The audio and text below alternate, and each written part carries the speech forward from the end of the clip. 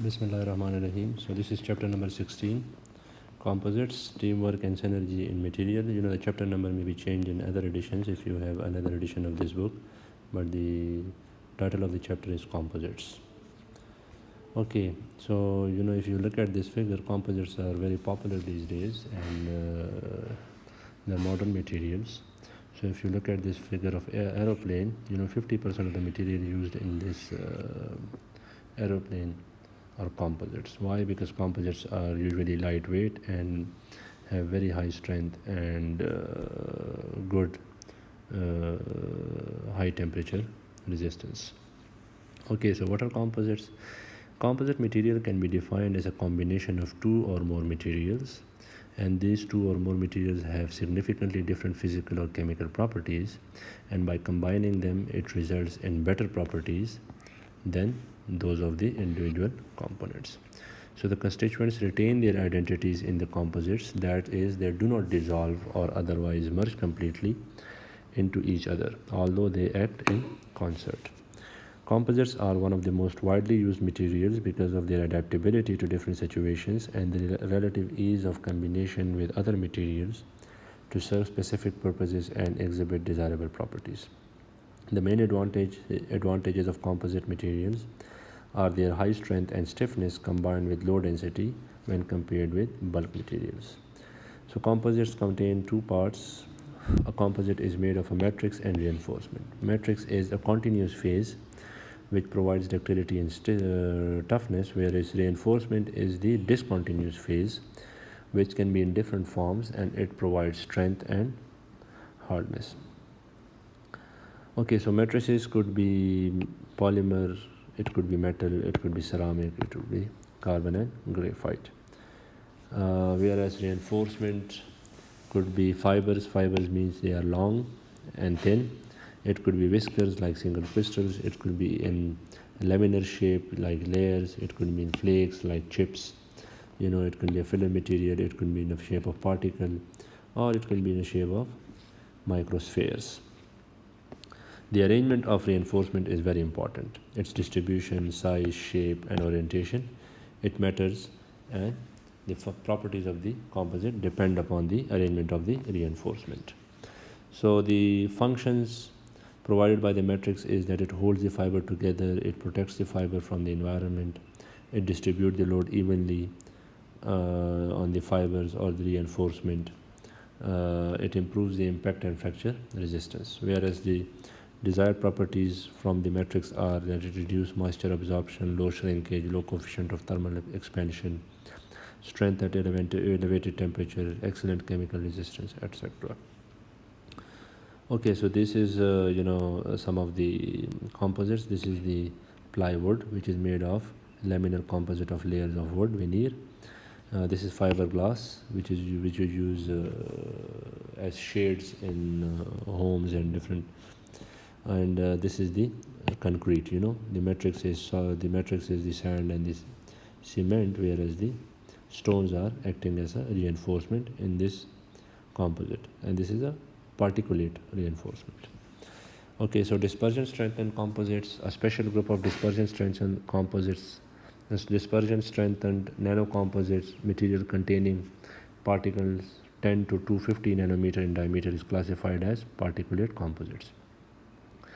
These particles are actually called dispersides. So tiny oxide particles formed in a metal matrix that interfere with dislocation moment and provide strengthening even at elevated temperatures.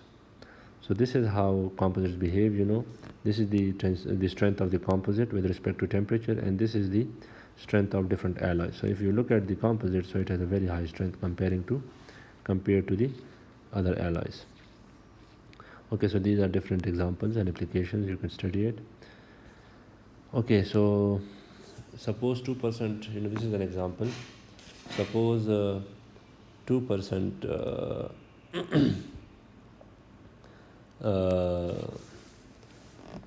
thorium oxide is added to nickel. Each thorium oxide particle has a diameter of 1000 angstroms. How many particles are present in each cubic centimeter? So the respective densities are given, 9.69 and 8.9 gram per cubic centimeter. So the volume fraction of thorium is the weight percent divided by the density of thorium divided by the weight percent of thorium divided by its density plus the weight percent of the nickel divided by its density. So the volume fraction is 0.0184. Okay, so volume of the toroid oxide sphere is the volume of the sphere is given by 4 by 3 into pi r cube. So the diameter is given, so you could find out the value of the radius from the diameter, and it is in angstrom, so you have to change it into centimeter, which turns out to be this value, and the multiplying it with pi and 4 by 3, so the volume of the thorium oxide turns out to be 0.52 multiplied 10 raised to the power minus 15 cubic centimeter. So the concentration is 0.0184 divided by the volume of the toroid oxide particle. So it is 35.4 multiplied 10 raised to the power 12 particle per cubic centimeter.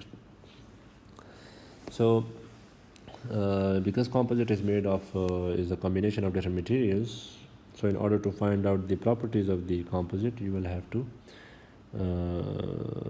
use the rule of mixture.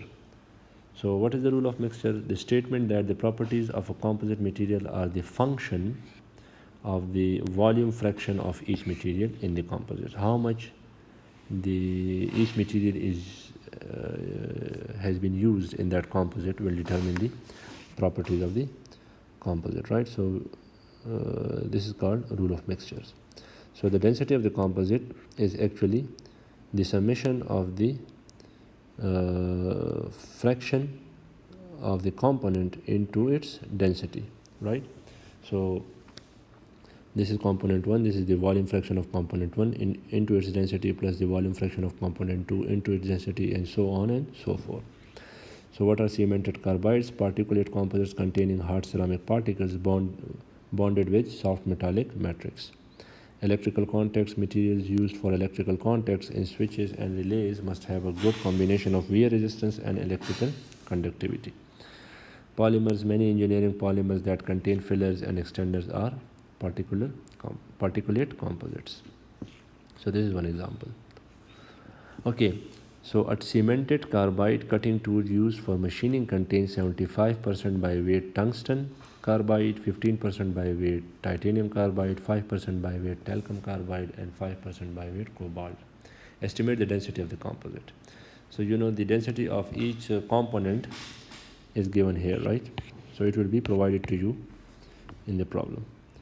So first we need to find out the fraction of the volumetric fraction of the component. So how do you do that? The volume, the weight percent of the component, which is we are talking about tungsten carbide. So the weight percent of the tungsten carbide is 75% divided by its respective density divided by the summation of all the components. So all the components is 75 is the weight percentage of tungsten carbide divided by its density plus 15% is the weight percentage of titanium carbide divided by its density plus the third one plus the fourth one. So you will get 0.547 as the volume fraction of tungsten carbide. Do the same for titanium carbide, talcum carbide, and cobalt, and you will get these values. So now from the rule of mixture, putting these values in that equation, you will get the density as 11.5 gram per cubic centimeter. So this is the steps in producing a silver tungsten electrical composite. First we take the powder of tungsten, then we press it, right, compact it, then there are empty spaces, so we pour silver into the compact and these empty spaces are filled. Okay, so now there is an example on this. A silver tungsten composite is for an electrical contact is produced by first making a porous tungsten powder metallurgy compact, then infiltrating pure silver into the pores. The density of the tungsten compact before infiltration is 14.5 gram per cubic centimeter. Calculate the volume fraction of porosity and the final weight percent of silver in the compact after infiltration. So first you need to find out the density of the composite. So the density of the pore will be 0 because there is no mass. Pore is actually an empty space, so the mass is 0, so this whole thing becomes 0. The density of the tungsten is given. The volumetric fraction is you have to find out, so that is 0.75 from this equation because you already have the density. So the fraction of pore will be, if 0.75% is tungsten, so 0.25 will be pores. So if when you put silver into that pore, so it will fill all the pores. So the fraction of volume will be equal to the fraction of pores, assuming that all the pores are being filled by the silver. So putting it in this formula, weight percentage, so 0.25 is the amount of pore into the density of the silver, and divided by the total, multiply by 100%, so you will get 15.3%. So this is the tensile strength and volume fraction clay. The effect of clay on the properties of polyethylene. So if you increase the amount of clay in the polyethylene, so the composite will have a modulus of elasticity which will increase with the amount of clay, but the tensile strength will decrease. So now they have done an example on this. So design a clay-filled polyethylene composite suitable for injection molding of inexpensive components. The final part must have a tensile strength of at least 3000 psi and a modulus of elasticity of at least 8000 psi. Polyethylene costs approximately 50 cents per pound and clay costs approximately 5 cents per pound. The density of the polyethylene is 0.95 gram per cubic centimeter and that of clay is 2.4 gram per cubic centimeter. So what they are saying is that the tensile strength should be minimum 30,000. So minimum 30,000 is here, right? So if you increase the amount of clay, so the tensile strength decreases. So this is the maximum amount of clay that you can have, in order to have a 3,000 psi tensile strength. Okay, on the other hand, the modulus of elasticity should be minimum 80,000 psi. So this is the 80,000 psi limit, the modulus of elasticity. So it is somewhere around 0.2. So the feasible range is from 0.2 to 0.35% of clay, right? So this figure is actually the pound gram conversion, right? So there are 454 gram in 1 pound.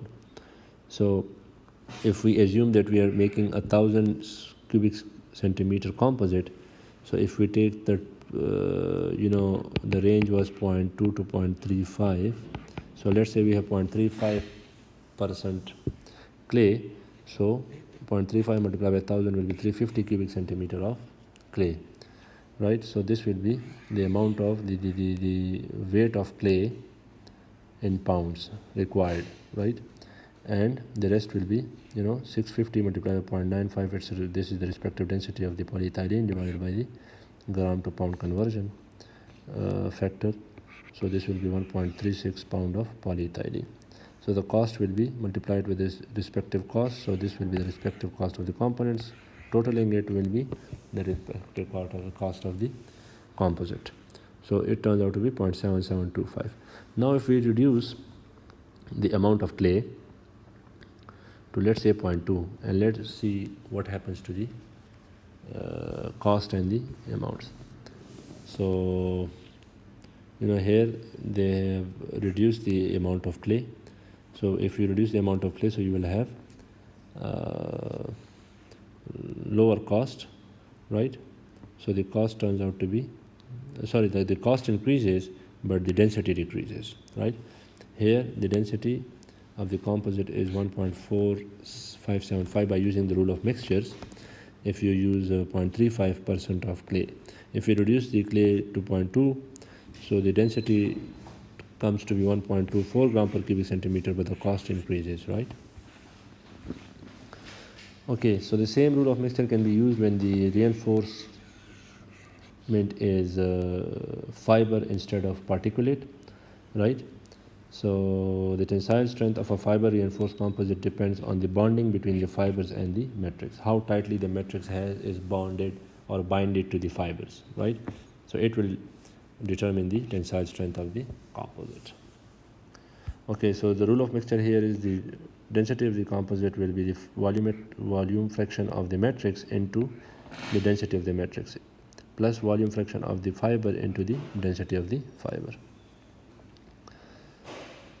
So if you look at the stress strain curve of the composite, so modulus of the composite will be the same rule of mixture will be used. So the fraction of the matrix into the modulus of the matrix plus fraction of the fiber into the modulus of the fiber, right?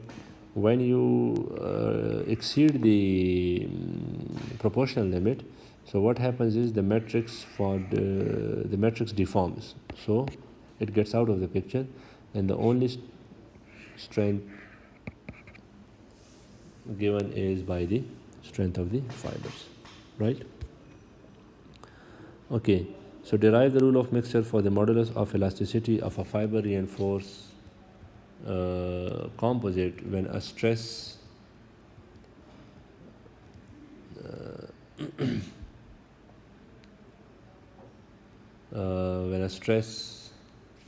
is applied along the axis of the fiber. We use the symbol for stress to distinguish it from symbol used for conductivity.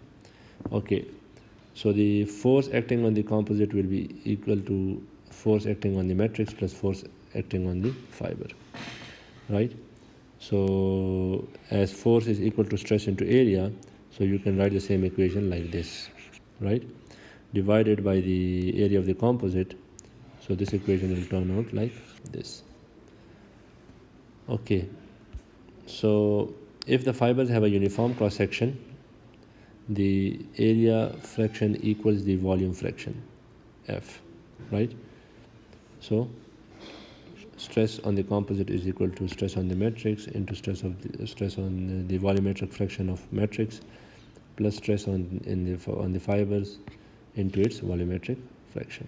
So from Hooke's law, stress is equal to strain into Young modulus or modulus of elasticity. So write the same equation by replacing sigma with this, right? So this equation will turn out like this. Now, if the fibers are rigidly bonded to the matrix, both the fiber and the matrix must stretch equal amounts. You know, when you're stretching the composite, the strain in the matrix and the strain in the fiber will be equal because they are being stretched by the same amount. This is called isostrain condition. So the strain in the composite will be equal to the strain in the matrix will be equal to the strain in the fiber.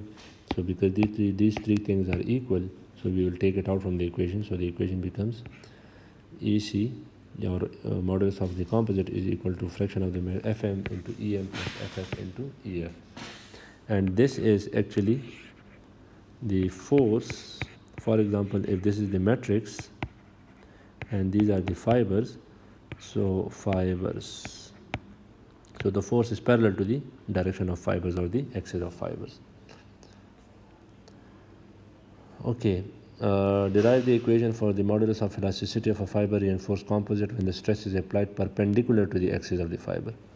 So when the stress is applied perpendicular to the axis of the fiber, so the modulus of elasticity equation is given by this 1 divided by EC, and the perpendicular sign is used, is equal to Fm divided by Em plus Ff divided by Ef, right? Why? Because the components act independently here, right? So strain in the composite is equal to this. So stress divided by strain, stress divided by, so strain is equal to stress divided by Young modulus or modulus of elasticity. So replace the strain with this. So you will get, put this here. So you will get the equation in this form.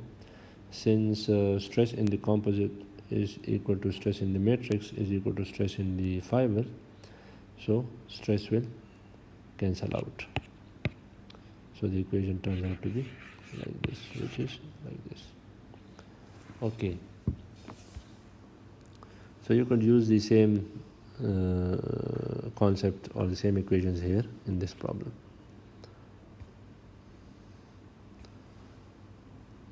Okay, so many factors characteristic of fiber reinforced composites. Many factors must be considered when designing a fiber reinforced composite, including the length, diameter, orientation, amount, and properties of the fiber. The properties of the matrix and the bonding between the fibers and the matrix, right? So when you are designing a fiber reinforced composite, you will have to keep in mind these factors. So what is aspect ratio? The length of the fiber divided by its diameter, right?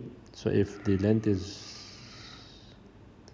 more and the diameter is thin, so the aspect ratio will be high. Okay, delamination, separation of individual plies of a fiber reinforced composites, right? So if it could separate into layers, so we call it delamination.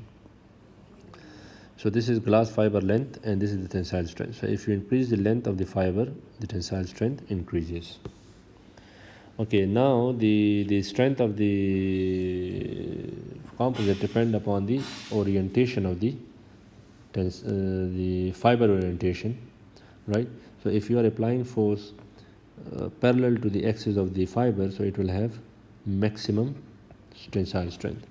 As the angle between the axis of the fiber and the force increases, so the tensile strength decreases, as you could see here. If it's perpendicular, it will have the least strength. If it's parallel, it will have the most strength, and in between angles will have a tensile strength between the maximum and the minimum. So what we do is, these are unidirectional orientation.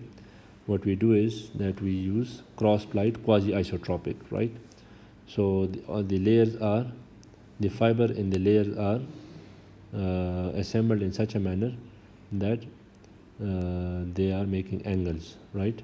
So if the fibers in the first layer are in this direction, the fiber in the second layer are at 90 degrees, in the other layer at 45 degrees. So why we do this? We do this, so for example, if you are applying force in this direction or in this direction or in this direction or in this direction, right? So one of the layers should come into action and provide the maximum strength. So because the layer are the direction of or the axis of the fibers are in all the directions, so that's why you will kind of get isotropic properties, right? Same properties on all sides. This is a three-dimensional weave for fiber reinforced composites. So this is also one way if you assemble the fibers in a weave-like structure or in a fabric-like structure. Okay, so these are the properties of selected reinforced materials. We have polymers, in which one is called Kevlar, nylon, polyethylene. These are the densities and tensile strength. Metals, glass, carbon, ceramics, viscose, etc. So this is the specific modulus and the specific strength. So if you look at wait a minute.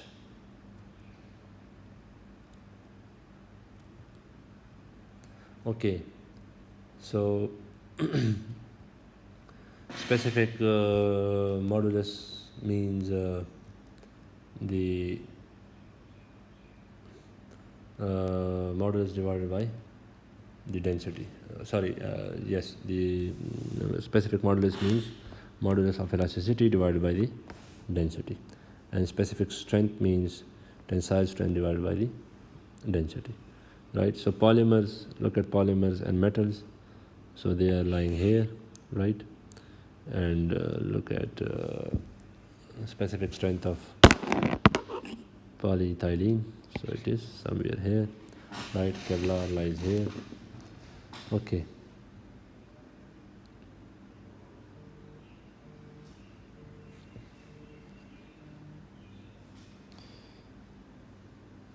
So this is the structure of Kevlar, right? We have benzene ring in the backbone of the polymer.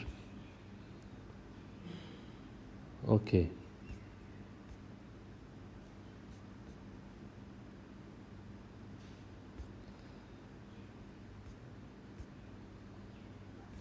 So we are not interested in the making of it, right? So this is the effect of heat treatment temperature on the strength and modulus of elasticity of carbon fibers, right? So if you increase the temperature, the tensile strength increases and then decreases. Modulus of elasticity increases steeply. Okay. Uh, So composites, the advanced composites normally are polymer matrix composites reinforced with high strength polymer, metal and ceramic fibers. Metal matrix composites means that these materials strengthened by metal or ceramic fibers provide high temperature resistance. Ceramic matrix composites containing ceramic fibers in a ceramic matrix are also finding applications. Okay, so these are the specific modulus and specific strength. So they have both high specific modulus and specific strength, whereas polymer have low specific modulus and specific strength, right? Okay, so if you look at this, pure polymers have low specific strength and low specific modulus, but the Kevlar is also a polymer, right? But in a composite form, so it has higher specific modulus and higher specific strength. So these are examples. These are temperature and specific strength, right? Increasing the temperature decreases the specific strength of all the materials in this figure. But if you look at the boron aluminium, so it has high specific strength at low temperature, and then it decreases with temperature. Okay.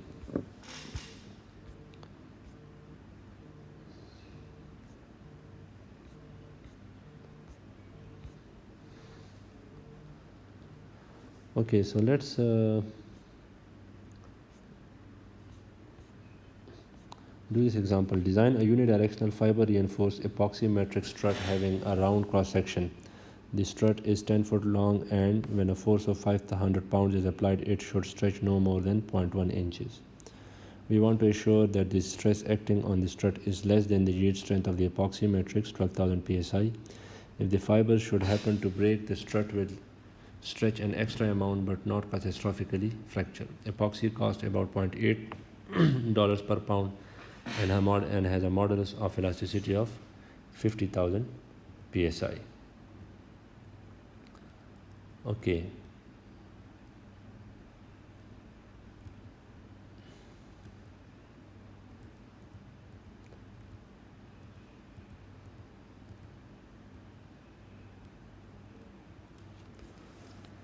So for high modulus carbon fibers, modulus of elasticity is equal to 77 multiplied by 10 to the power 6 psi. The density is 1.9 gram per cubic centimeter, which is equal to 0.0686 pound per cubic inch, and the cost is about $30 per pound. The minimum volume fraction of carbon fiber needed to give a composite modulus of 14.5 multiplied by 10 to the power 6 psi is modulus of elasticity is a fraction of carbon into its modulus of elasticity plus 1 minus fraction of carbon into 0.5. So if fraction of carbon, volumetric fraction of carbon is Fc, then the remaining will be 1 minus Fc. Should be greater than your design criteria. So Fc is equal to, if you solve this equation, so Fc turns out to be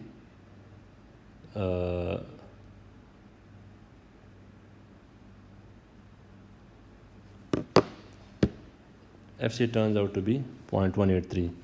The volume fraction of epoxy remaining is 0.817, and area of 0.817 times the total cross-sectional area of the strut must support a 5,000 pound load with no more than 12,000 psi if all of the fibers should fail. So area of the epoxy is 0.817 into total area.